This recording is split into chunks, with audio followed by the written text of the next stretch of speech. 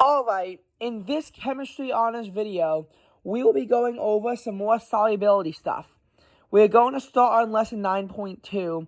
How much solute can a solution hold? The age-old question. So, as far as the answer to this question goes, a solution which is dissolved has all the solute it can normally hold at the given conditions. What are the conditions? It's temperature. The higher the temperature, the more solute can be added. The exception is gases. This shouldn't be this bright.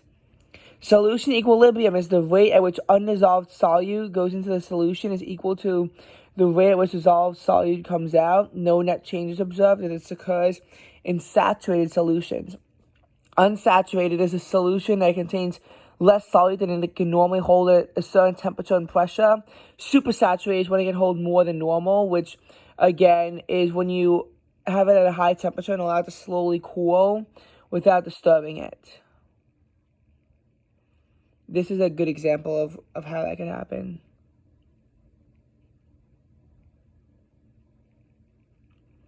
And if you disturb it, precipitate comes out of the solution.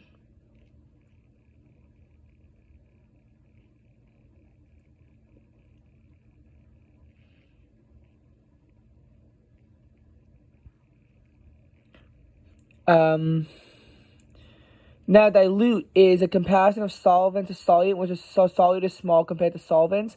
And concentrate is the opposite. When you have a large amount of solute is dissolved, they do not resolve to saturated, unsaturated, or supersaturated. And this is table G, a very important table that you will need to know throughout all of this. Also, I totally did not need to open up a separate PDF for that. But it's okay. So, 9.3, factors affecting solubility. So, solubility is a measure of how much solute can be dissolved given a certain solvent. PbCl2 is 1 gram in 100 grams. ZnCl2 is 200 grams in 100 grams. So, that's the nature of the solute and solvent. General trend is that increase in temperature causes an increase in the solubility, except in gases. Pressure. It has no effect on solids and liquids, but for gases, an increase in pressure causes an increase in solubility.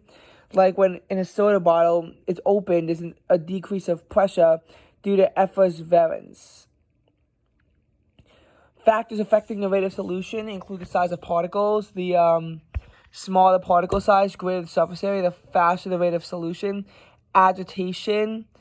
The amount of solute already dissolved. So as you get close to saturation, dissolving is more slowly. Temperature, solids and liquids. An increase in temperature causes an increase in the rate of solution. And in gases, an increase in temperature that will cause a decrease in the rate of solution. All right.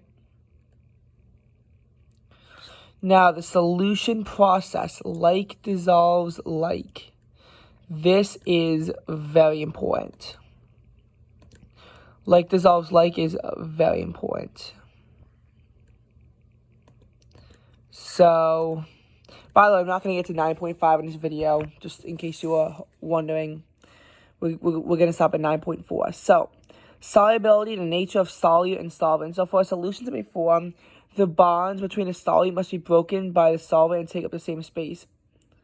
So, polar solvent molecules can effectively separate the molecules of other polar substances.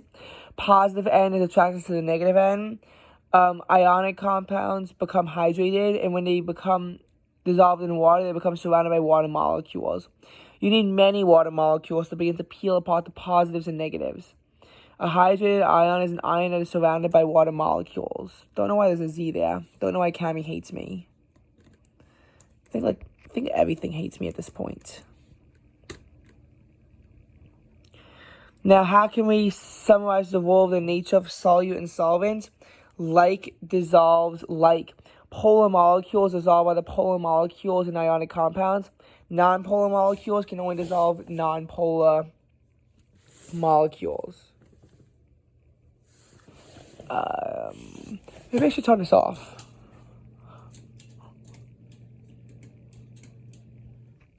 This is seriously not turn off. All right. So, when a solid dissolves in a liquid, the solid changes phase to the liquid phase.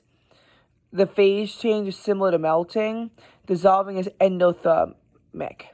So, energy must be added to break the bonds and overcome the attractive forces that hold the molecules in their positions. Oh my god, you can't see this. Stupid glare. So, solubility guidelines. Reference table F is used to predict if a compound will be soluble or insoluble. You gotta look at the exceptions column. So, in water, NaCl is soluble, CaCO3 insoluble, BaOH2 soluble, PbSO4 insoluble, NaClO3 soluble, Na2S soluble, NH42S soluble. So again, this is the similarity. I have to write. I've just added in. So all nitrates, acetates, and chlorates are soluble. All sodium, potassium, and ammonium compounds are soluble. All chlorides except silver, mercury, 1, and lead are soluble. All sulfates except lead, barium, strontium, and calcium are. The normal carbonates, phosphates, silicates, and sulfides are insoluble except those of sodium, potassium, and ammonium. All hydroxides except sodium, potassium, ammonium, calcium, barium, and strontium are insoluble.